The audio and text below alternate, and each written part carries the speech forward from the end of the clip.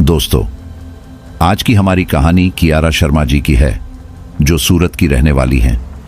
ये घटना उनके पढ़ाई के दिनों में बेंगलुरु के एक हॉस्टल में हुई थी। दोस्तों, ये कहानी एक रहस्यमयी और खौफनाक अनुभव की है, जो एक कॉलेज हॉस्टल में घटित होता है। कियारा, निहारिका और शालिनी 3 दोस्त हैं, जो अपनी पढ़ाई के सिलसिले में बेंगलुरु में एक पुराने हॉस्टल में रह रही हैं। लेकिन जब उन्हें एक दीवार के पीछे छिपी हुई काली शक्ति और एक श्राप का पता चलता है, तो उनकी जिंदगी बदल जाती है। प्राचीन रहस्यों, आत्माओं और एक खौफनाक पुजारी की आत्मा के बीच वे एक खतरनाक यात्रा पर निकलती हैं, जहां उन्हें अपनी जान बचाने के लिए न सिर्फ अपनी आंतरिक ताकत का सामना करना पड़ता है, बल्कि एक देवी के आशीर्वाद से उन्हें उस श्राप से मुक्ति भी मिलनी होती है। क्या वे इस भयानक संकट से बच पाती हैं, या यह सब सिर्फ एक डरावनी शुरुआत है? तैयार हो जाइए एक रोमांचक, रहस्यमयी और शक्ति से भरी इस कहानी के लिए, जहां हर मोड़ पर एक नया रहस्य आपका इंतजार कर रहा है। कहानी को शुरू से अंत तक सुनिएगा। डर और खौफ का एहसास होने वाला है। दोस्तों, अगर आपका दिल कमजोर है या आपको ज्यादा डर लगता है, तो कहानी को बिल्कुल अकेले न सुने। तो चलिए अब यह कहानी कियारा शर्मा जी की जुबानी सुनते हैं। नमस्कार दोस्तों। बेंगलुरु पहुंचते ही मेरे चेहरे पर हल्की सी मुस्कान थी। इस शहर के बारे में बहुत कुछ सुन रखा था। तेज रफ्तार जिंदगी, टेक्नोलॉजी हब और यहाँ का सुहावना मौसम, सूरत से बिल्कुल अलग। वहाँ जहाँ गर्मी और सर्दी अपने चरम पर होती है, वहीं बेंगलुरु में हर वक्त एक सुकून भरी ठंडक बनी रहती है। मेरी कैब जयनगर की घुमावदार गलियों से होकर गुजरी।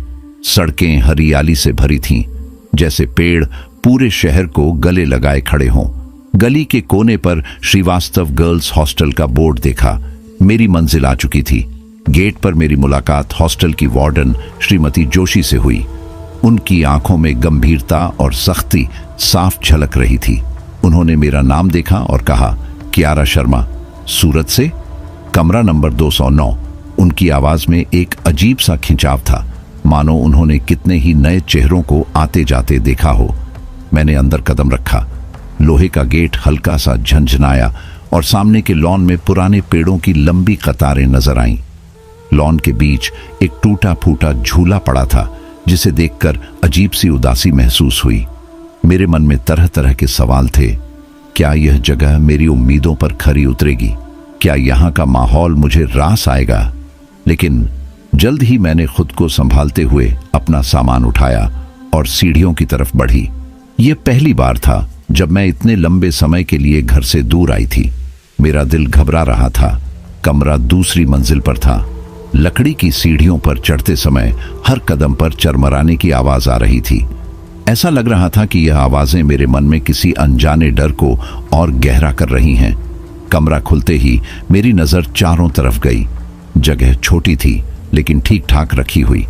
2 सिंगल बेड, एक पुरानी अलमारी और एक खिड़की जो बाहर के पेड़ों की झलक देती थी। खिड़की से हल्की हल्की हवा अंदर आ रही थी, लेकिन उसमें अजीब सी ठंडक थी। मैंने सोचा, शायद यह मेरे नए माहौल के प्रति घबराहट का असर है। जैसे ही मैंने बैग जमीन पर रखा, एक लड़की ने मुस्कुराते हुए कहा, हाय, तुम कियारा हो ना? मैं शालिनी। शालिनी मेरी रूममेट थी। वह मुझसे बिल्कुल अलग थी, चुलबुली, बातूनी और हर समय हंसने वाली। उसने जल्दी ही मुझे कमरा दिखाया और बताया कि यहाँ कैसे रहते हैं। हॉस्टल थोड़ा पुराना है, उसने कहा, लेकिन मजेदार है, खासकर रात को। मैंने हंसकर पूछा, रात को ऐसा क्या होता है? उसने आंखें चौड़ी करते हुए कहा, कॉमन रूम का टीवी, वो अपने आप चालू हो जाता है। लोग इसे भूतों का खेल मानते हैं। मैंने इसे मजाक समझकर टाल दिया, लेकिन मन में हल्की बेचैनी हुई। सबसे ज्यादा डरावनी जगह थी पीछे का वीरान लॉन। वहां एक पुरानी दीवार थी, जिसे लेकर बहुत सी कहानियां प्रचलित थीं। शालिनी ने कहा, वो दीवार कुछ खास है, बाद में बताऊंगी। रात को खाना खाने के बाद शालिनी और मैं कमरे में बातें कर रहे थे। तभी उसने अचानक पूछा, तुमने लाल निशान की दीवार के बारे में सुना है? मैंने अनजान होकर कहा, नहीं, क्या है?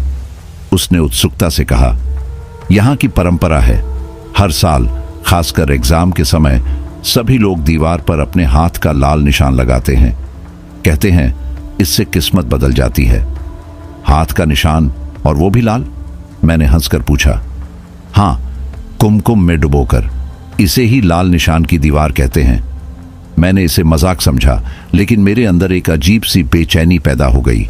शालिनी ने मुझसे कहा, अगर देखना है तो कल चलो, मैं तुम्हें दिखाऊंगी। उस रात मैं उस दीवार के बारे में सोचते हुए सो गई। मुझे पहली बार लगा कि यह हॉस्टल, यह दीवार और यह परंपरा शायद जितना दिखता है उससे कहीं ज्यादा अजीब और डरावना है। अगले दिन सुबह शालिनी मुझे हॉस्टल के पीछे वाले लॉन में ले गई। रास्ता थोड़ा सुनसान था और वहां घने पेड़ थे जिनकी शाखाएं लगभग दीवारों को छू रही थीं। ये जगह मुख्य हॉस्टल से अलग थलग लग रही थी। जैसे ही हम उस जगह पहुंचे, मेरी नजर उस दीवार पर गई। वह एक पुरानी, काली और टूटी फूटी दीवार थी। उस पर लाल हाथों के कई निशान थे जो समय के साथ धुंधले हो चुके थे। इन निशानों के बीच कुछ अजीब से चिन्ह और शब्द खुदे हुए थे। मैंने उन पर गौर किया, लेकिन वे मुझे समझ में नहीं आए। यह निशान लोगों ने बनाए हैं जो अपनी किस्मत बदलना चाहते थे। शालिनी ने उत्साहित होकर कहा, लेकिन यह किस तरह से काम करता है? मैंने पूछा। कोई नहीं जानता। लोग बस मानते हैं कि लाल निशान लगाना किस्मत को बदल देता है और यह परंपरा बरसों से चल रही है। मैंने दीवार के पास जाकर हाथ फेरने की कोशिश की। जैसे ही मैंने उसे छुआ, मुझे ठंडी सनसनी महसूस हुई। ऐसा लगा मानो किसी ने मेरे हाथ को हल्के से पकड़ लिया हो। मैंने झट से अपना हाथ खींच लिया। शालिनी ने हंसकर कहा, तुम इतनी जल्दी डर गई? ये बस एक पुरानी दीवार है। लेकिन उस पल मुझे कुछ असामान्य सा महसूस हुआ। दीवार से निकलती हल्की हल्की ठंडी हवा ने मुझे झकझोर दिया। वहां से लौटते समय मैंने मन ही मन सोचा, क्या सच में यह सिर्फ एक परंपरा है या इसके पीछे कोई रहस्य छिपा है? शालिनी और मैं अपने कमरे में बातें कर रही थीं। तभी शालिनी ने मजाक में कहा, निहारिका दीदी कहती हैं कि दीवार के पास जाने से अजीब अजीब चीजें होती हैं। निहारिका कौन है?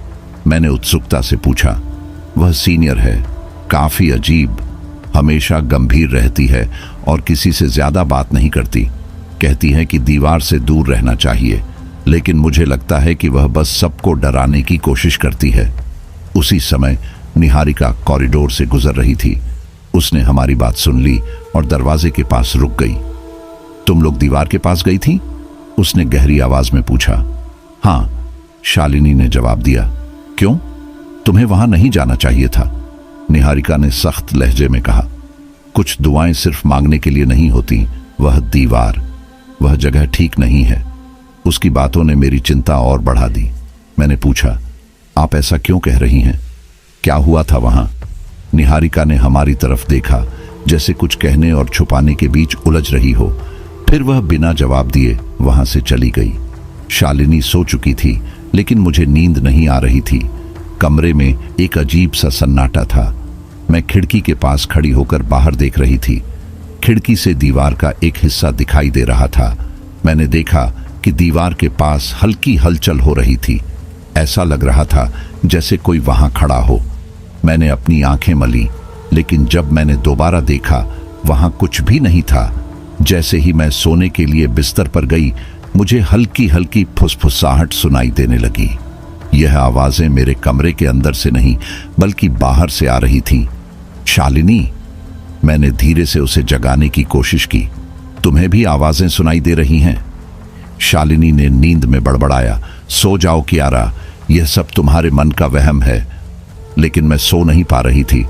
मुझे लगा जैसे कोई कमरे के बाहर चल रहा हो। दरवाजे के पास हल्की सी दस्तक हुई। मैंने हिम्मत जुटाकर दरवाजा खोला, लेकिन वहां कोई नहीं था। मेरा दिल जोर से धड़क रहा था। मैंने दरवाजा बंद किया और खिड़की की तरफ देखा। दीवार के पास फिर से हलचल थी।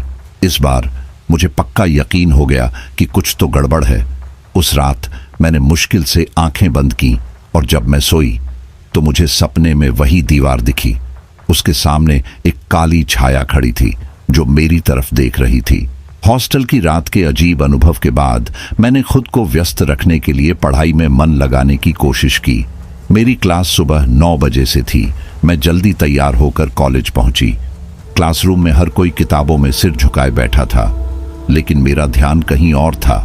दीवार के बारे में जो भी सुना था वह बार बार दिमाग में घूम रहा था। टीचर ने एक कठिन टॉपिक समझाना शुरू किया, लेकिन मेरा ध्यान पूरी तरह बंटा हुआ था। अचानक पीछे से धीमी आवाजें सुनाई दी। तूने लाल निशान की दीवार का इस्तेमाल किया था ना? पिछले साल एक लड़की ने पूछा। हाँ, दूसरी ने जवाब दिया। मुझे याद है, मेरा रिजल्ट बहुत अच्छा आया था। उसके बाद से मैंने हर बार किया है। उनकी बात सुनकर मेरा मन और बेचैन हो गया। क्या सच में इस दीवार का कुछ असर था या यह सिर्फ अंधविश्वास था? मैंने पूरी कोशिश की कि मैं उनकी बातों को नजरअंदाज करूं, लेकिन उनकी आवाजें मेरे कानों में गूंजती रहीं। तुझे पता है, कुछ लड़कियों का कहना है कि उन्होंने दीवार के पास अजीब चीजें देखी हैं। पहली लड़की ने कहा, हाँ, लेकिन इसका मतलब यह नहीं कि यह बुरा है। सब कुछ दिमाग का खेल है। दूसरी ने जवाब दिया। उनकी बातों में एक अजीब सा आकर्षण था। मैंने खुद को समझाया, यह सब बस संयोग है, लेकिन उनके गुस्से और डर भरे स्वर ने मुझे सोचने पर मजबूर कर दिया। मैंने देखा कि शालिनी पहले से ही मेरे कमरे में बैठी थी। जैसे ही उसने मुझे देखा, उसकी आंखों में चमक आ गई। अरे, तुझसे कुछ बात करनी है, उसने कहा। क्या बात है? मैंने पूछा।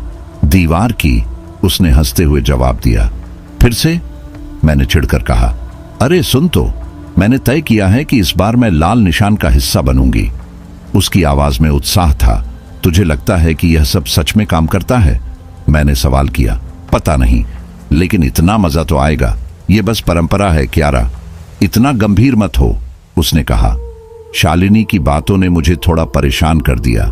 वह इसे मजाक में ले रही थी, लेकिन मेरे लिए यह बात अजीब और डरावनी होती जा रही थी। पर क्या यह ठीक है? मैंने पूछा। अरे, ठीक ही होगा। अगर कुछ अच्छा हो जाए तो क्या बुरा है, उसने कहा। उसकी बातों से ऐसा लगा जैसे वह किसी भी हालत में इस रिचुअल का हिस्सा बनना चाहती थी। मैंने उसे टालने की कोशिश की, लेकिन उसके सवाल मेरे दिमाग में गूंजते रहे। मैंने निहारिका को अकेले बैठा देखा। उसकी आंखें कहीं दूर देख रही थीं। मैं उसके पास गई और बात करने की कोशिश की। निहारिका, क्या मैं तुमसे कुछ पूछ सकती हूं? मैंने हिचकिचाते हुए कहा। दीवार के बारे में? उसने बिना मेरी तरफ देखे कहा। मैं हैरान रह गई। हाँ, तुमने पहले कहा था कि हमें वहां नहीं जाना चाहिए। ऐसा क्यों? निहारिका ने गहरी सांस ली और मेरी तरफ देखा। उसकी आंखों में डर साफ झलक रहा था। पिछले साल प्रीति नाम की एक लड़की थी। वह मेरी रूममेट थी। वह भी उस दीवार के बारे में बहुत उत्साहित थी। फिर मैंने उत्सुकता से पूछा, फिर क्या हुआ? निहारिका चुप हो गई। फिर उसने कहा, वह गायब हो गई। कोई नहीं जानता कि उसके साथ क्या हुआ। उसकी बातों ने मुझे झकझोर दिया। क्या यह दीवार से जुड़ा हो सकता है या यह सिर्फ संयोग था? निहारिका ने गंभीरता से कहा। संयोग? मुझे नहीं पता, लेकिन उस दिन के बाद से मैं कभी उस दीवार के पास नहीं गई। अगले दिन सुबह मैं अपने कमरे में बैठकर पढ़ाई करने की कोशिश कर रही थी। परीक्षा पास आ रही थी और मुझे अपना पूरा ध्यान पढ़ाई पर लगाना था।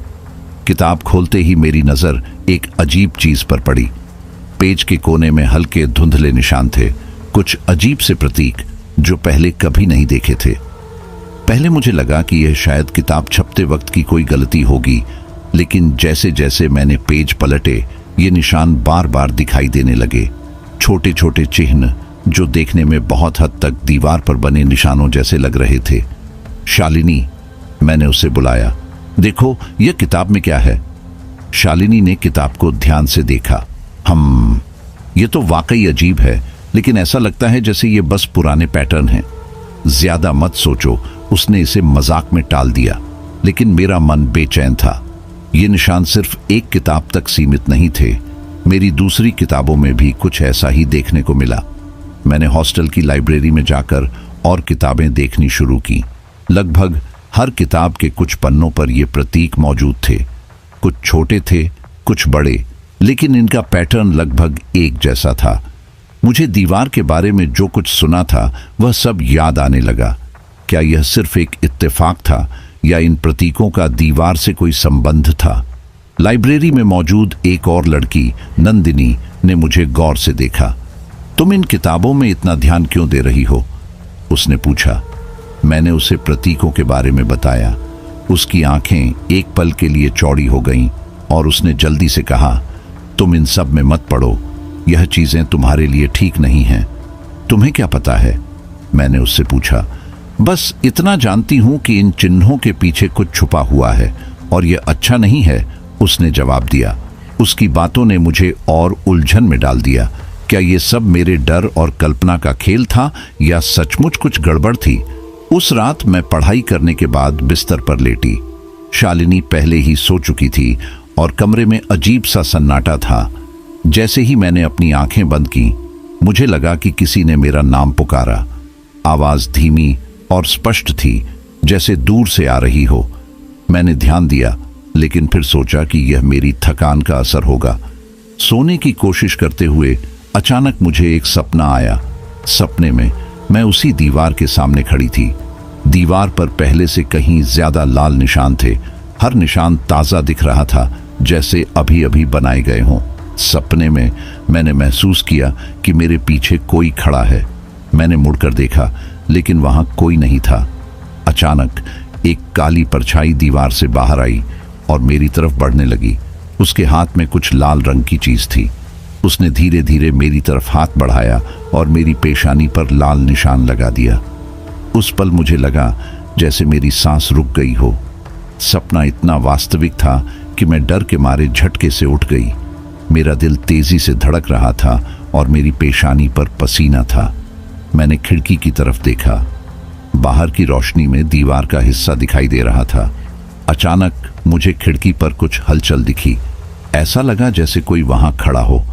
मैं हिम्मत जुटाकर खिड़की के पास गई, लेकिन वहां कुछ नहीं था। शालिनी, मैंने उसे उठाया। क्या हुआ कियारा? उसने नींद भरी आवाज में पूछा। मुझे बहुत अजीब सपना आया। मुझे लगता है यह दीवार के कारण है। शालिनी ने मेरी बात को गंभीरता से नहीं लिया। अरे, तुम्हारा दिमाग बहुत ज्यादा सोच रहा है, सो जाओ। लेकिन मैं उस पूरी रात सो नहीं पाई। वो सपना, वो परछाई और वो लाल निशान, सब कुछ इतना असली था कि मैं इसे अनदेखा नहीं कर पा रही थी।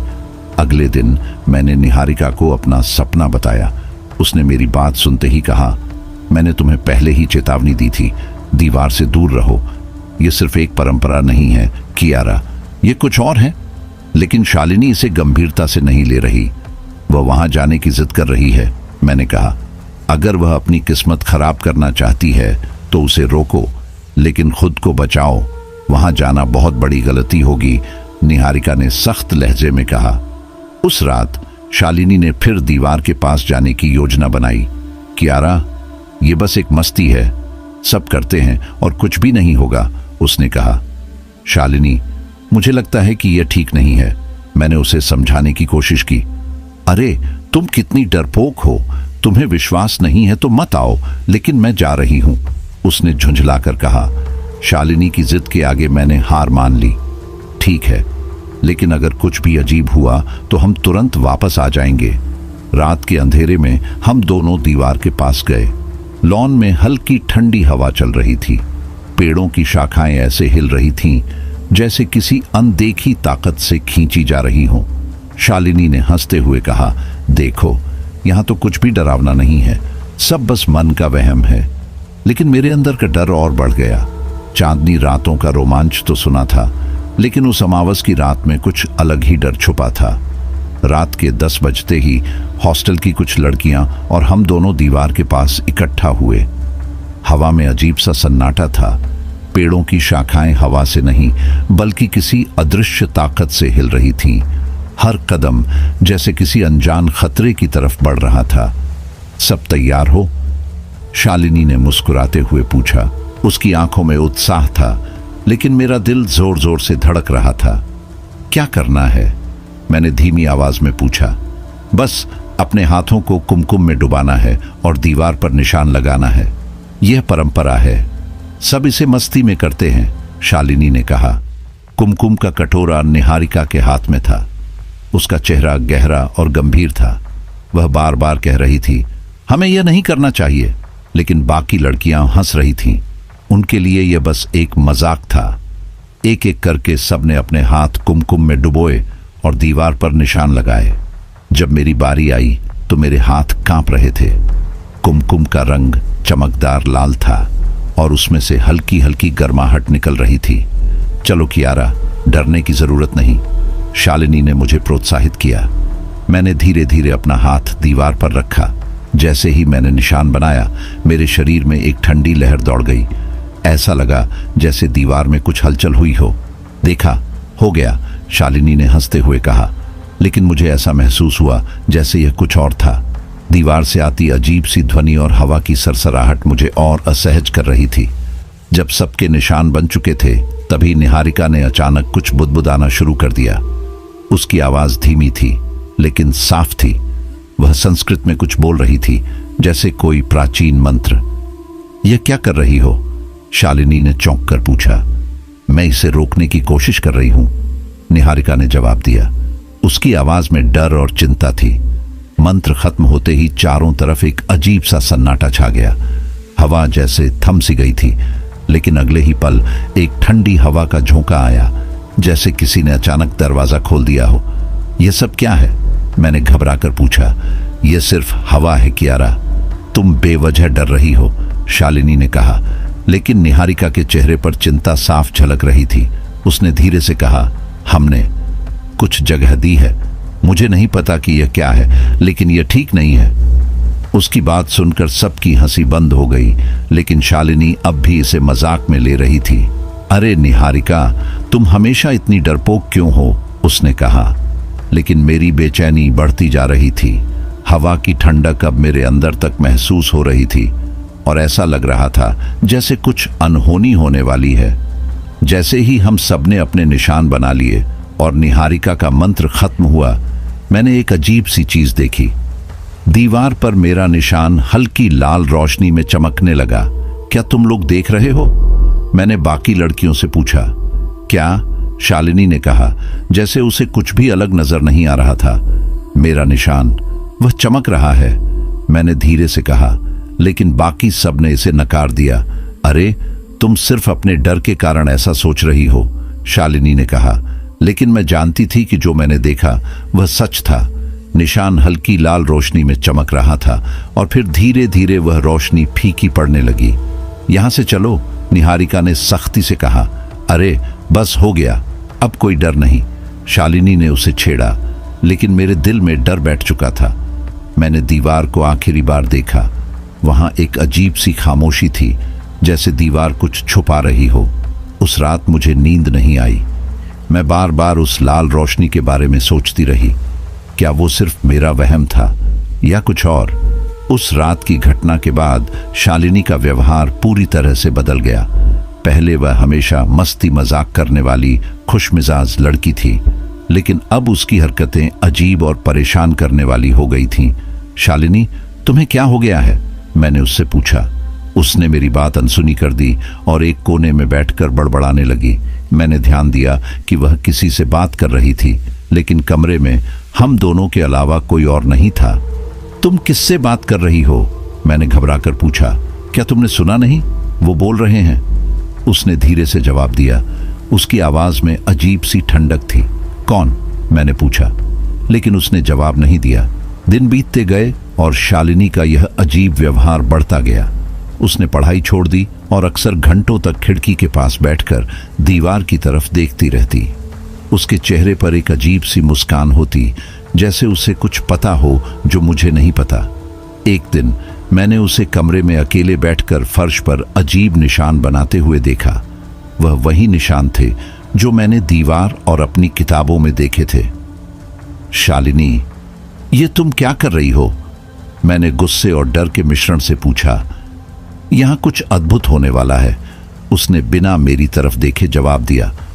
उसके शब्दों ने मेरी रीढ़ में सिहरन पैदा कर दी। शालिनी के अजीब व्यवहार के साथ साथ हॉस्टल में भी अजीब घटनाएं शुरू हो गईं। पहले हॉस्टल की लाइट्स अक्सर अचानक झपकने लगीं। मैंने सोचा कि यह कोई तकनीकी समस्या होगी, लेकिन हर बार ऐसा तभी होता जब शालिनी कमरे में होती। एक रात मैं पढ़ाई कर रही थी जब मुझे कमरे के कोने में कुछ हलचल महसूस हुई। मैंने पलट कर देखा तो वहां परछाई जैसा कुछ था। वह धीरे धीरे मेरी तरफ बढ़ने लगी। शालिनी, वो देखो, मैंने चिल्लाकर कहा, लेकिन शालिनी ने सुना अनसुना कर दिया और कहा, वो हमें देख रहे हैं, डरने की जरूरत नहीं। मैं पूरी तरह से घबरा गई। परछाई गायब हो गई, लेकिन उसके बाद मैंने हर जगह अपनी आंखों के कोनों में ऐसी ही आकृतियां देखनी शुरू कर दी। लड़कियां भी अब हॉस्टल में अजीब चीजें महसूस करने लगी थीं। किसी को अपने कमरे में कदमों की आवाज सुनाई देती, तो किसी को खिड़की पर किसी के खड़े होने का एहसास होता। निहारिका ने मुझसे कहा, मैंने तुम्हें पहले ही चेतावनी दी थी।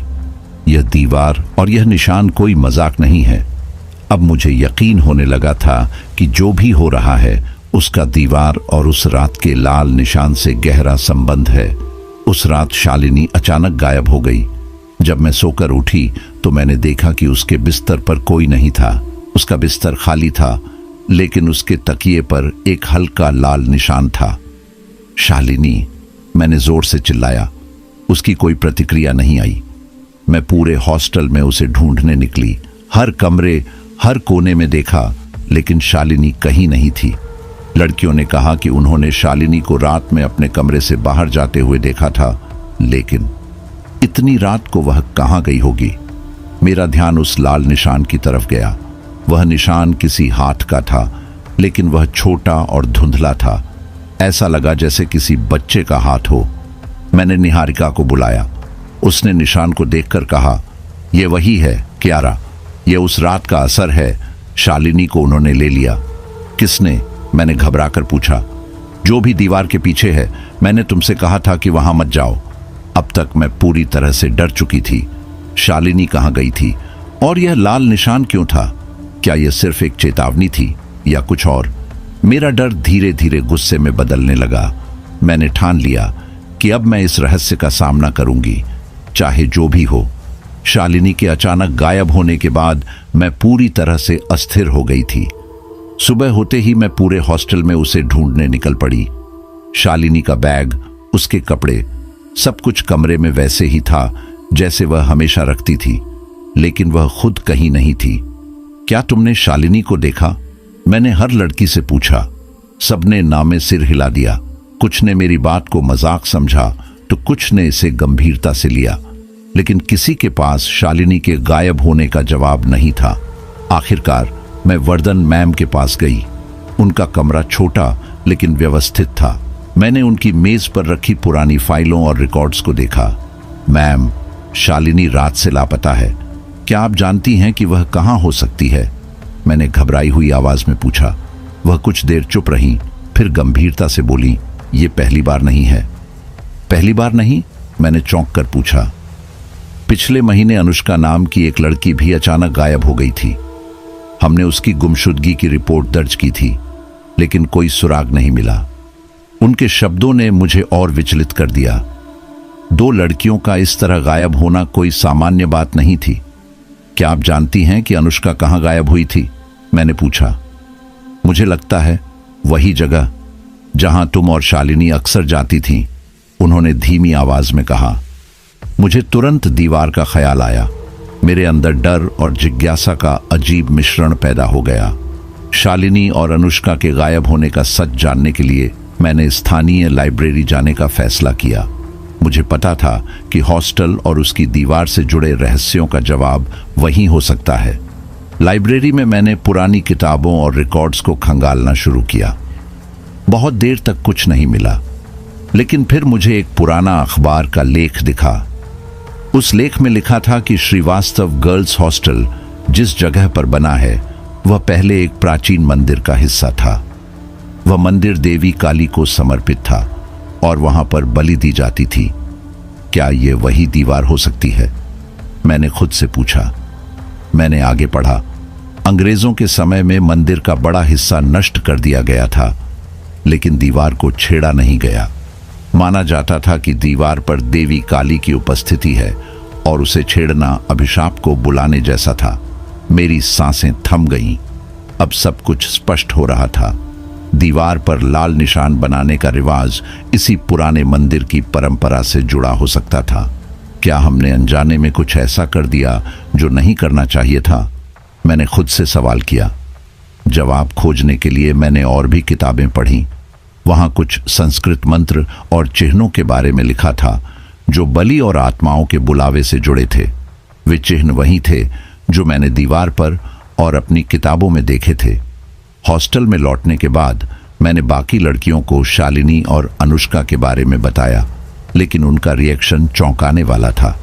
क्यारा, तुम बहुत सोच रही हो, शालिनी शायद कहीं बाहर गई होगी, एक लड़की ने कहा। और अनुष्का? मैंने गुस्से में पूछा। वह भी बाहर गई थी। तुम चीजों को ज्यादा गंभीर बना रही हो, उन्होंने जवाब दिया। मुझे ऐसा लगा जैसे सबने मेरी बात को मजाक में ले लिया था। अब मैं अकेली थी, सिवाय निहारिका के। मैंने तुम्हें पहले ही चेतावनी दी थी कियारा, दीवार से दूर रहो, लेकिन अब जो हुआ है उसे पलटा नहीं जा सकता, निहारिका ने कहा। तो अब क्या करना चाहिए? मैंने पूछा। हमें सच का सामना करना होगा, उसने गंभीरता से कहा। लेकिन सच का सामना करना इतना आसान नहीं था। हॉस्टल में अजीब घटनाएं बढ़ने लगी थी। दरवाजे खुद ब खुद खुलने और बंद होने लगे। रात में किसी के फुसफुसाने की आवाजें आने लगीं। और सबसे डरावनी बात, अब मुझे अपनी परछाई के अलावा कोई और परछाई भी दिखने लगी थी। अब मैं जान चुकी थी, यह सिर्फ एक कहानी नहीं थी। मैंने खुद को और भी अलग थलग महसूस किया। बाकी लड़कियां मुझे डरपोक समझ रही थीं, लेकिन मुझे पता था कि जो कुछ हो रहा है वह सिर्फ मेरा वहम नहीं था। उस रात हॉस्टल में सब कुछ अजीब तरीके से शांत था। शालिनी के बिना कमरे में सन्नाटा महसूस हो रहा था। मैं पढ़ाई करने की कोशिश कर रही थी, लेकिन मेरा ध्यान बार बार दीवार और शालिनी पर ही जा रहा था। रात के करीब 1 बजे मुझे हल्की सरसराहट की आवाज सुनाई दी। वह आवाज खिड़की के बाहर से आ रही थी। मैंने पर्दा हटाकर देखा तो मेरी रीढ़ में सिहरन दौड़ गई। शालिनी, वह दीवार के पास बैठी हुई थी। उसकी उंगलियां दीवार पर किसी अजीब आकृति को बना रही थीं। चांद की हल्की रोशनी में मैंने देखा कि उसके चारों ओर अजीब परछाइयां घूम रही थीं। मैं जल्दी से नीचे जाने के लिए तैयार हुई। मेरा दिल तेजी से धड़क रहा था। मैं डर और जिज्ञासा के बीच फंसी हुई थी। आखिरकार मैंने हिम्मत जुटाई और दीवार के पास पहुंची। शालिनी, यहां क्या कर रही हो? मैंने थोड़ा ऊंची आवाज में पूछा। शालिनी ने धीरे धीरे मेरी तरफ मुड़कर देखा। उसकी आंखें असामान्य रूप से चमक रही थीं, जैसे उनमें कोई और देख रहा हो। कियारा, उसने धीमी लेकिन गूंजती हुई आवाज में कहा, तुम्हें यहां नहीं आना चाहिए था। तुम ठीक हो? ये सब क्या है? मैंने डरी हुई आवाज में पूछा। उसकी आवाज बदल गई। वह गहरी और ठंडी हो गई। सच जानने के लिए तैयार हो? उसके इन शब्दों ने मुझे सुन्न कर दिया। मैं समझ नहीं पा रही थी कि यह शालिनी थी या कोई और। इससे पहले कि मैं कुछ और पूछ पाती, उसने दीवार पर अपनी उंगली से बने एक निशान को छुआ और दीवार अचानक कांपने लगी। मैं डर के मारे पीछे हट गई। शालिनी ने मेरी तरफ देखा और कहा, सच्चाई को कभी चुनौती मत देना। अचानक दीवार शांत हो गई और शालिनी गायब हो गई। मैंने चारों तरफ देखा, लेकिन वह कहीं नहीं थी। अगली सुबह मैं हॉस्टल के मुख्य गलियारे से गुजर रही थी जब मेरी नजर फिर से दीवार पर गई। इस बार वह पहले से भी ज्यादा अजीब लग रही थी। जैसे जैसे मैं उसके पास पहुंची, मुझे एक अजीब आवाज सुनाई देने लगी। वह सिर्फ फुसफुसाहट नहीं थी। मैंने ध्यान से सुना। आवाज किसी प्राचीन भाषा में थी, संस्कृत या कन्नड़। संपूर्ण करो, रीत पूरी करो। आवाज धीरे धीरे स्पष्ट हो रही थी। मेरा शरीर जम सा गया। ऐसा लग रहा था जैसे कोई मुझे सीधे बुला रहा हो। मैंने जल्दी से वहां से हटने की कोशिश की, लेकिन ऐसा लगा जैसे मेरे पैर दीवार के पास जकड़ गए हों। तुम क्या चाहती हो? मैंने बड़बड़ाते हुए कहा। आवाज अचानक शांत हो गई। मैंने राहत की सांस ली और हॉस्टल के अंदर भाग गई। अगले कुछ दिनों में यह फुसफुसाहट और भी तेज होने लगी। अब यह मुझे मजबूर कर रही थी। रीत पूरी करो, निहारिका ने मुझसे कहा। कियारा, दीवार तुम्हें अपनी तरफ खींच रही है। यह आत्माओं का खेल है, हमें इसे नजरअंदाज करना होगा। लेकिन यह आसान नहीं था। मैं जितना इसे नजरअंदाज करने की कोशिश करती, यह उतना ही मेरे करीब आता। एक रात मैं अपने कमरे में अकेली बैठी थी। शालिनी के गायब होने के बाद यह कमरा भयानक जगह बन चुका था। मैंने आईने में खुद को देखा। मेरी आंखें थकी हुई थीं, चेहरा तनाव से भरा था। लेकिन तभी कुछ अजीब दिखा। आईने में मेरी परछाई अलग लग रही थी। मैंने ध्यान से देखा, माथे पर एक हल्का लाल निशान था। ये क्या है? मैंने घबराकर खुद से पूछा। मैंने तुरंत अपने माथे को छू कर देखा, लेकिन वहां कुछ नहीं था। आईने में वापस देखा, निशान और भी गहरा हो गया था। उस लाल निशान ने मुझे पूरी तरह से डर के साए में डाल दिया। अब मुझे समझ आ गया था कि यह सिर्फ दीवार से जुड़ा नहीं था, यह मेरे अंदर तक समा चुका है। अचानक आईना टूटने की तेज आवाज के साथ चटक गया। मैंने पीछे मुड़कर देखा, लेकिन कमरे में सब कुछ सामान्य था। मैं डर और गुस्से के बीच फंसी हुई थी। अब वापस जाने का कोई रास्ता नहीं था। मैंने तय कर लिया कि इस डरावनी रीत का अंत मुझे ही करना होगा। निहारिका ने मुझे सुनसान गलियारे में बुलाया। उसका चेहरा गंभीर था, जैसे उसने किसी गहरे राज्य का बोझ अपने ऊपर उठा रखा हो।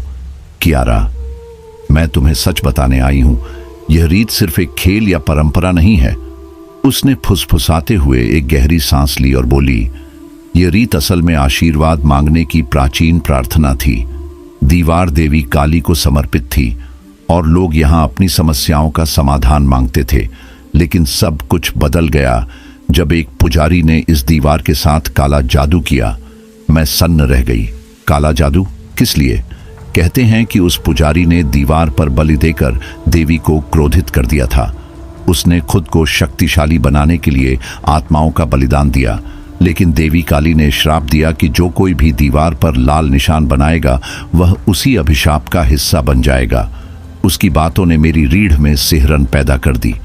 मैंने याद किया, दीवार पर लाल निशान बनाते समय मुझे कैसी अजीब सी अनुभूति हुई थी। क्या इसका कोई उपाय है? मैंने आशा से पूछा। निहारिका ने सिर हिला दिया। कोई उपाय नहीं है। जिसने रीत पूरी की वह या तो इस अभिशाप में फंसे या उसे किसी और की बलि देनी होगी। यह सुनकर मैं जैसे पत्थर बन गई। यह सोचकर ही डर लग रहा था कि हम किस मुसीबत में फंस गए थे। रात होते ही मेरी बेचैनी बढ़ने लगी। दीवार और उस पर बने लाल निशान बार बार मेरी आंखों के सामने आ रहे थे। मैंने खुद को समझाने की कोशिश की कि यह सब दिमाग का खेल है, लेकिन उस रात जब मैंने सोने की कोशिश की तो सब कुछ और भी अजीब हो गया। मेरी आंख लगने के कुछ देर बाद ही मुझे एक सपना आया। मैं खुद को दीवार के सामने खड़ी देख रही थी। आसमान में अंधेरा था और चारों ओर सन्नाटा छाया हुआ था। दीवार के पास एक व्यक्ति खड़ा था। वह सफेद कपड़ों में था, लेकिन उसके कपड़े खून से सने हुए थे। वह पुजारी जैसा लग रहा था। उसने एक बड़ा कटोरा उठाया जिसमें लाल तरल भरा हुआ था। वह दीवार के सामने मंत्र पढ़ने लगा। उसके शब्द स्पष्ट नहीं थे, लेकिन उसकी आवाज में अजीब सी ताकत थी। कौन हो तुम? मैंने पूछने की कोशिश की, लेकिन मेरे शब्द मेरे मुंह से नहीं निकले। वह अचानक मेरी तरफ मुड़ा। उसकी आंखें पूरी तरह लाल थीं। उसने अपनी अंगुलियों को कटोरे में डुबोया और फिर मेरी तरफ बढ़ा। तुमने रीत को छेड़ा है, अब तुम्हें यह पूरा करना होगा, उसने गंभीरता से कहा। मैं चीखकर उठ गई। मेरा दिल तेजी से धड़क रहा था और मेरी सांसें अटक रही थीं। सपना इतना असली था कि मैं खुद को यकीन दिलाने की कोशिश कर रही थी कि यह सिर्फ एक भ्रम था, लेकिन मुझे पता था यह कोई आम सपना नहीं था। अगली सुबह मैंने और निहारिका ने मिलकर हॉस्टल की छानबीन करने का फैसला किया। हमें यकीन था कि दीवार से जुड़े रहस्य का कुछ सुराग हमें मिल सकता है। हम हॉस्टल की अटारी में पहुंचे। वहां धूल और जाले भरे हुए थे। पुरानी किताबें, टूटे हुए फर्नीचर और बक्से इधर उधर पड़े थे। हमने एक पुराने लकड़ी के बक्से को खोला। उसके अंदर हमें एक डायरी मिली। उस पर प्रीति का नाम लिखा हुआ था, वही लड़की जो पिछले साल गायब हुई थी। यह प्रीति की डायरी है, मैंने धीमे से कहा। हमने डायरी को खोला। उसके पन्नों पर लिखावट अस्थिर और घबराई हुई लग रही थी। पहले कुछ पन्नों पर उसने अपनी पढ़ाई और दोस्तों के बारे में लिखा था, लेकिन जैसे जैसे हम आगे पढ़ते गए डायरी का स्वर बदलता गया। आज मैंने रीत में हिस्सा लिया। शालिनी ने कहा कि यह मजेदार होगा, लेकिन जब मैंने दीवार पर निशान बनाया मुझे अजीब सा लगा। फिर एक पन्ने पर लिखा था, मैं दीवार से दूर नहीं रह सकती। हर बार वहां से गुजरते हुए मुझे लगता है कोई मुझे बुला रहा है। मैंने इसे नजरअंदाज करने की कोशिश की, लेकिन यह मुझ पर हावी हो रहा है। अंतिम पन्ने पर लिखा था, अगर मैं गायब हो जाऊं तो समझ लेना कि रीत ने मुझे पकड़ लिया है। जो भी यह पढ़ रहा हो वह दीवार से दूर रहे। डायरी पढ़ने के बाद मेरा दिल डूब गया। यह सब किसी कहानी या वहम जैसा नहीं था। रीत सचमुच खतरनाक थी। डायरी के अंतिम पन्ने ने मेरी हालत और भी खराब कर दी थी। प्रीति की लिखी चेतावनी मेरे कानों में गूंज रही थी। रीत को पूरा करने के लिए एक आत्मा की बलि देनी होगी। मैंने और निहारिका ने डायरी के बाकी हिस्से को ध्यान से पढ़ा। उसमें लिखा था कि कैसे प्रीति को धीरे धीरे दीवार की तरफ खींचा गया। शुरुआत में वह सिर्फ फुसफुसाहट सुनती थी, फिर उसने सपनों में पुजारी को देखना शुरू कर दिया। क्या सच में हमें भी किसी की बलि देनी होगी? मैंने घबराकर पूछा। यह एक चक्र है, निहारिका ने गंभीरता से कहा। जो रीत पूरी करता है उसे बलि देकर इस चक्र से बाहर निकलने का मौका मिलता है। अगर वह ऐसा नहीं करता तो दीवार उसे अपने अंदर समा लेती है। क्या यह संभव था? क्या शालिनी और प्रीति ने इस रीत के कारण अपनी जान गंवाई थी? और क्या अब मेरी बारी थी? हम इस चक्र को तोड़ सकते हैं, निहारिका ने कहा, मानो खुद को और मुझे दिलासा दे रही हो। हमें दीवार को रोकने का कोई तरीका खोजना होगा। हमने तय किया कि अब पीछे हटने का कोई विकल्प नहीं था। हमें इस रीत की सच्चाई का सामना करना ही होगा। लेकिन सवाल यह था, हम इसे कैसे करेंगे? उस रात मैंने खुद को मानसिक रूप से शांत करने की कोशिश की, लेकिन जैसे ही मैं सोने के लिए लेटी, अजीब घटनाएं शुरू हो गईं। मेरे कमरे में अंधेरा घना था, लेकिन ऐसा लग रहा था कि उस अंधेरे में कोई छुपा हुआ है। मैंने अपनी आंखें बंद कर लीं, लेकिन अचानक मुझे महसूस हुआ कि कोई मेरे सिरहाने खड़ा है। मैंने धीरे धीरे आंखें खोली। वहीं था एक काली आकृति। उसकी आंखें चमक रही थीं और उसकी उपस्थिति ने कमरे का तापमान गिरा दिया था। तुम्हारा समय करीब है, उसने एक गहरी ठंडी आवाज में कहा। मैंने चीखने की कोशिश की, लेकिन मेरी आवाज जैसे मेरे गले में फंस गई थी। आकृति ने मेरी ओर इशारा किया। उसकी उंगली से एक लाल चमक निकल रही थी।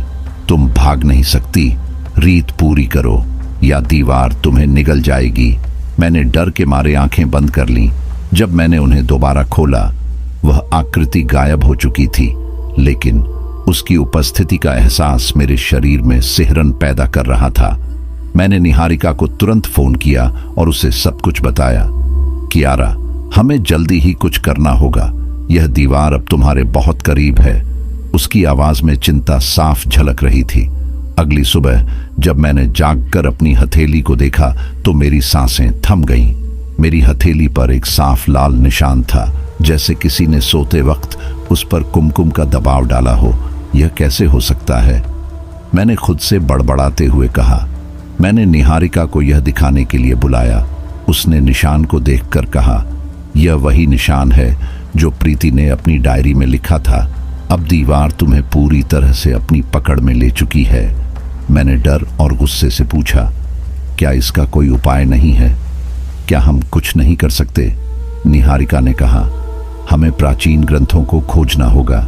शायद देवी के क्रोध को शांत करने का कोई तरीका हो, लेकिन हमें जल्दी करना होगा। हमने तय किया कि अब हमारा अगला कदम दीवार से जुड़ी प्राचीन जानकारी को इकट्ठा करना होगा।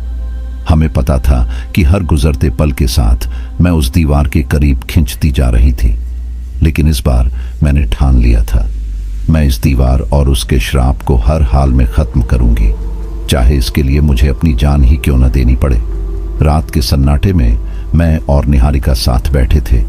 हमारे बीच प्रीति की डायरी खुली हुई थी। हर शब्द जैसे मेरे दिल पर एक वार कर रहा था। निहारिका ने धीमे स्वर में कहा, रीत का अंत तभी होता है जब कोई बलि दी जाती है। मुझे समझ नहीं आ रहा था कि मैं क्या कहूं। यह सोचकर ही मेरी रूह कांप रही थी कि शालिनी शायद इसी बलि का हिस्सा बन चुकी थी। क्या इसलिए शालिनी गायब हो गई? मैंने खुद से सवाल किया। क्या रीत ने उसे अपनी बलि बना लिया? निहारिका ने मेरी ओर देखा। उसकी आंखों में डर और अफसोस दोनों थे। यह सच हो सकता है। दीवार अपने अभिशाप को जारी रखने के लिए आत्मा मांगती है, तो क्या मेरे लिए भी यही लिखा है? मैंने अपनी हथेली पर बने लाल निशान की ओर इशारा करते हुए पूछा। निहारिका ने गंभीर स्वर में कहा, यह चक्र है कियारा, ये किसी को नहीं छोड़ता। जो एक बार इसमें शामिल हो गया उसे या तो बलि देनी होगी या खुद बलि बनना होगा। मुझे ऐसा लग रहा था जैसे मेरे पैरों तले जमीन खिसक रही हो, लेकिन एक बात साफ थी, मैं बिना लड़े हार नहीं मानूंगी। अचानक निहारिका की आवाज बदल गई। उसने धीमे स्वर में कहा, कियारा, तुम्हें एक सच बताना होगा। मैंने उसकी तरफ देखा, उसका चेहरा सफेद पड़ चुका था। मैंने भी यह रीत की थी 9 साल पहले। क्या? मेरा दिल तेजी से धड़कने लगा।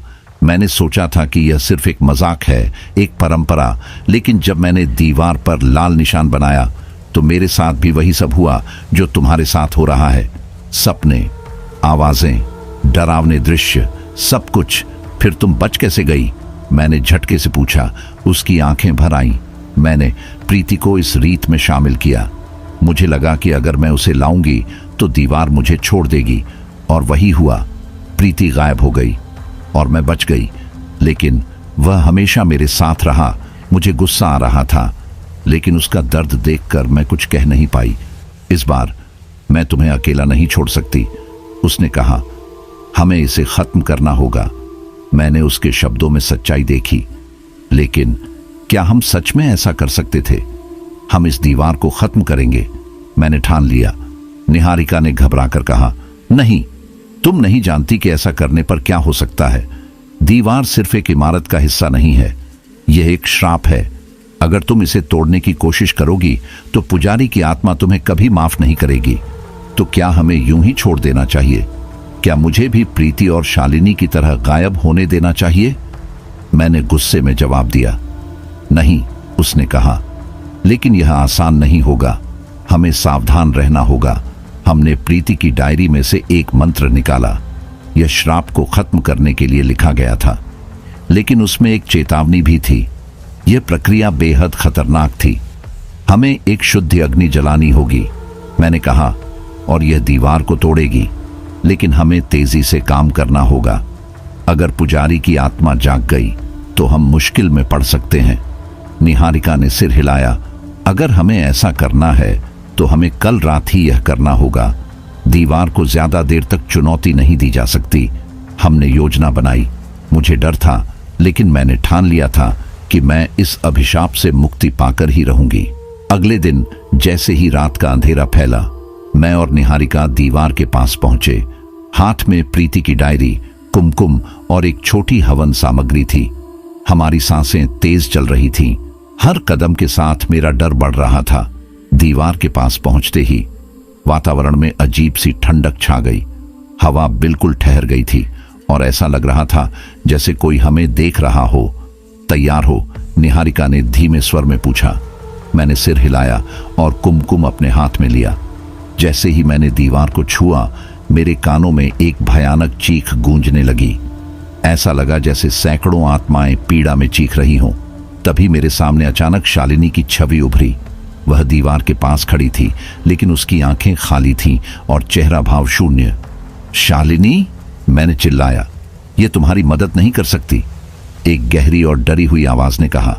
मैंने पीछे मुड़कर देखा। वहां एक काली आकृति खड़ी थी। उसकी आंखें लाल थीं और उसकी छाया दीवार तक फैली हुई थी। यह पुजारी की आत्मा थी।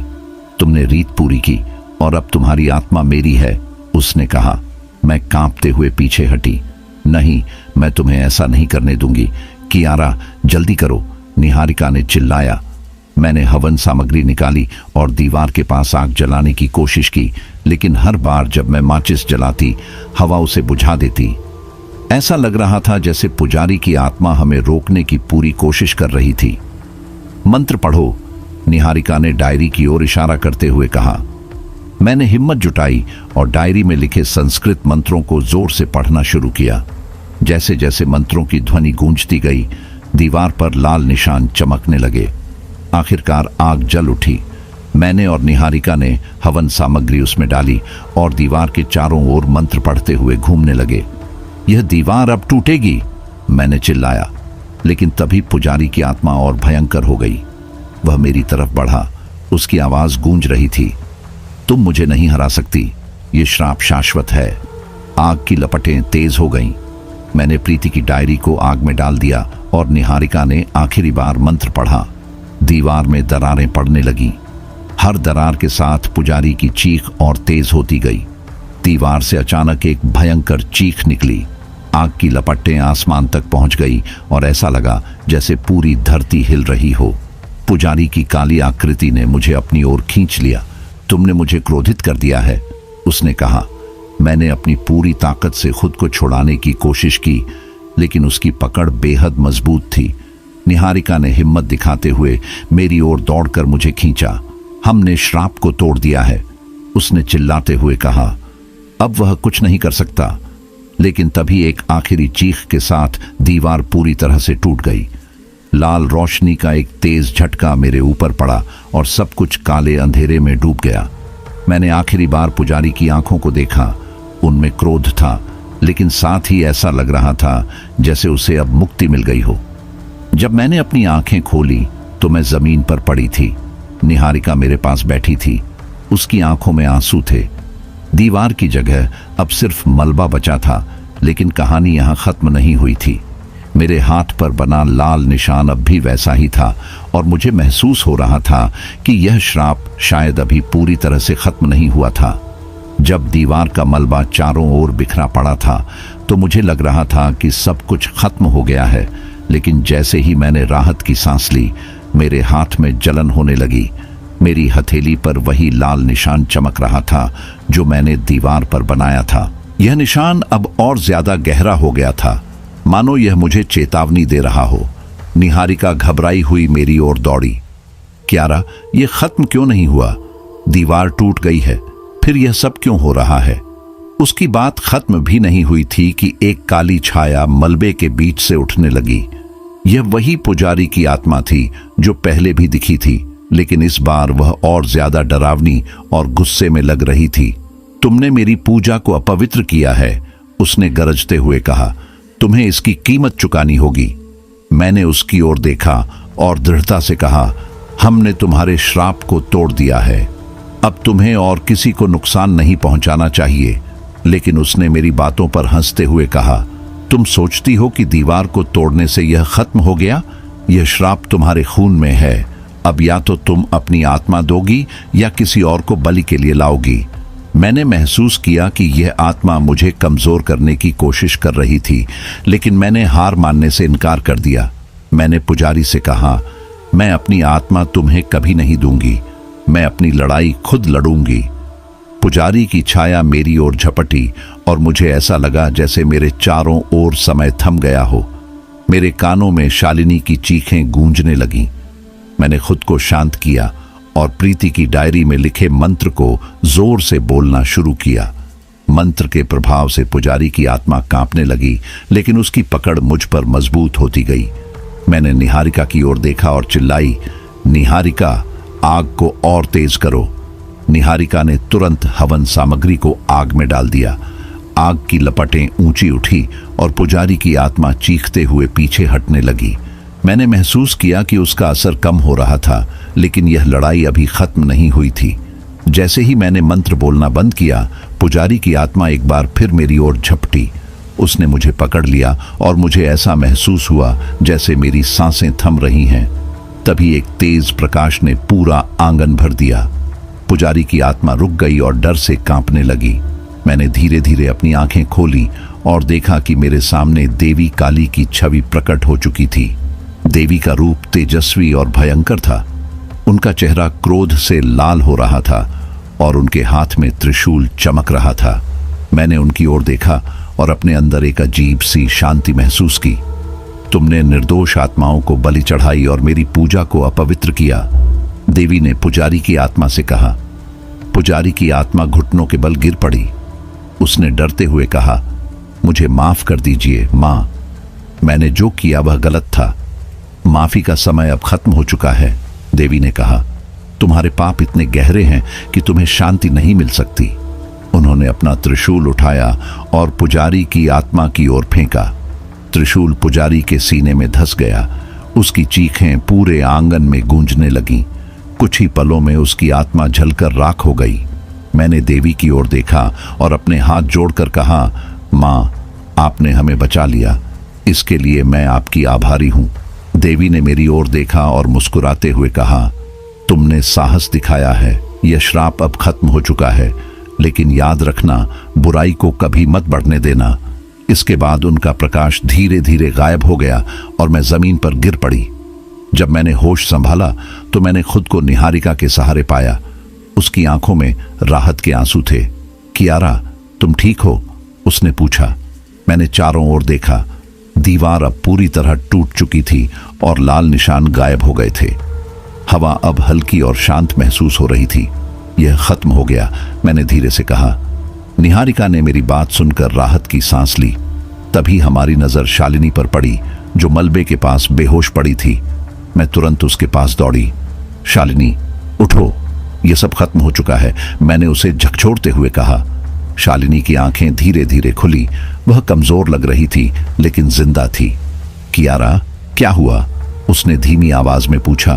तुम अब सुरक्षित हो? मैंने कहा। हमने पुलिस को बुलाया और उन्हें पूरी घटना के बारे में बताया। हालांकि पुलिस को हमारे ऊपर पूरी तरह से यकीन नहीं हुआ, लेकिन उन्होंने हॉस्टल को बंद करने का फैसला कर लिया। अगले कुछ दिनों में मैं और निहारिका हॉस्टल से निकल गए। यह जगह अब मेरे लिए सिर्फ एक डरावनी याद बनकर रह गई थी। हॉस्टल छोड़ने के बाद भी मेरे अंदर कुछ सवाल बाकी थे। क्या वाकई यह सब खत्म हो गया था या फिर यह सिर्फ शुरुआत थी? निहारिका ने पुलिस को बताया कि यह दीवार सिर्फ एक अंधविश्वास नहीं थी, बल्कि यह सालों से चलती आ रही एक काली साजिश का हिस्सा थी। मैंने प्रीति की डायरी, पुजारी का श्राप और देवी के प्रकट होने की घटना के बारे में विस्तार से समझाया। पुलिस ने हमारी बातें ध्यान से सुनी, लेकिन उन्हें यकीन करना मुश्किल हो रहा था। उनके लिए यह मामला किसी पुराने स्थान की डरावनी कहानियों जैसा लग रहा था। फिर भी उन्होंने श्रीनिवास गर्ल्स हॉस्टल को हमेशा के लिए बंद करने का फैसला किया। कुछ हफ्तों बाद हमने सुना कि सरकार ने उस जगह को गिराने और वहां एक पार्क बनाने का फैसला किया है। ये खबर सुनकर मुझे लगा जैसे एक अध्याय हमेशा के लिए खत्म हो गया। निहारिका ने मुझसे कहा, कियारा, हमें अब अपने जीवन में आगे बढ़ना चाहिए। इस घटना को पीछे छोड़कर एक नई शुरुआत करनी चाहिए। शालिनी, जो अब धीरे धीरे सामान्य हो रही थी, ने भी हामी भरी। उसने कहा, यह सब एक भयानक सपना जैसा था, लेकिन हम जिंदा हैं और यही सबसे बड़ी बात है। इस पूरे घटनाक्रम ने मुझे बहुत कुछ सिखाया। मैंने सीखा कि डर का सामना करना जरूरी है और कभी-कभी हमें अपनी सुरक्षा के लिए जोखिम उठाने पड़ते हैं। मैंने अपना सामान पैक किया और बेंगलुरु को अलविदा कहने का फैसला किया। यह शहर, जो कभी मेरे लिए सपनों की जगह था, अब सिर्फ डरावनी यादों से भरा हुआ था। जैसे ही मैं ट्रेन में बैठी, मैंने अपने साथ हुई हर घटना को याद किया। शालिनी मेरे पास बैठी थी और उसने मुझसे कहा, कियारा, तुम्हारे बिना मैं यह सब सह नहीं पाती। तुमने जो किया वह किसी ने नहीं किया होता। मैंने हल्की मुस्कान दी और कहा, हमने यह सब मिलकर किया और जो हुआ वह अब अतीत का हिस्सा है। हमें अब अपने भविष्य पर ध्यान देना चाहिए। हमने तय किया कि हम सूरत में अपने परिवारों के पास लौटेंगे। मैंने महसूस किया कि मेरी पढ़ाई और करियर से ज्यादा जरूरी मेरी मानसिक शांति थी। जब मैं अपने घर पहुंची तो मेरे माता पिता ने मुझे देखकर राहत की सांस ली। उन्होंने मुझे कसकर गले लगाया और कहा, तुम्हारा चेहरा बता रहा है कि तुमने बहुत कुछ सहा है। मैंने उन्हें सब कुछ नहीं बताया, लेकिन इतना जरूर कहा कि बेंगलुरु में मेरा अनुभव अच्छा नहीं था। समय बीतता गया और धीरे धीरे जिंदगी सामान्य होने लगी। मैं सूरत में एक नई यूनिवर्सिटी में दाखिला ले चुकी थी और अपनी पढ़ाई पर ध्यान केंद्रित कर रही थी। लेकिन कभी कभी रात के सन्नाटे में मुझे बेंगलुरु के हॉस्टल की यादें सताने लगती थीं। मैं उन लाल निशानों, पुजारी की आत्मा और देवी काली के प्रकट होने के बारे में सोचती। एक रात जब मैं अपने कमरे में अकेली थी तो मुझे एक सपना आया। मैंने देखा कि मैं फिर से श्रीनिवास गर्ल्स हॉस्टल के आंगन में खड़ी हूं। दीवार टूट चुकी थी, लेकिन मलबे के बीच से एक हल्की सी आवाज आ रही थी। यह खत्म नहीं हुआ है, वह आवाज कह रही थी। मैं पसीने से भीगी हुई जाग गई। मैंने अपने कमरे के चारों ओर देखा। सब कुछ सामान्य था, लेकिन मेरे दिल में एक अजीब सा डर बैठ गया था। क्या वाकई यह सब खत्म हो गया था, या फिर उस श्राप ने मुझे हमेशा के लिए अपनी छाया में ले लिया था? यह सवाल मेरे मन में हमेशा रहेगा। लेकिन एक बात मैं जानती हूं, अगर मुझे फिर कभी उस डरावनी सच्चाई का सामना करना पड़ा तो मैं इसके लिए तैयार रहूंगी। तो दोस्तों, यह थी हमारी आज की कहानी। आपको हमारी आज की कहानी कैसी लगी कमेंट बॉक्स में कमेंट करके जरूर बताएं। बस आप अपना और अपने परिवार का ख्याल रखें, और अगर अभी तक चैनल को सब्सक्राइब नहीं किया है तो कृपया चैनल को सब्सक्राइब कर लीजिए।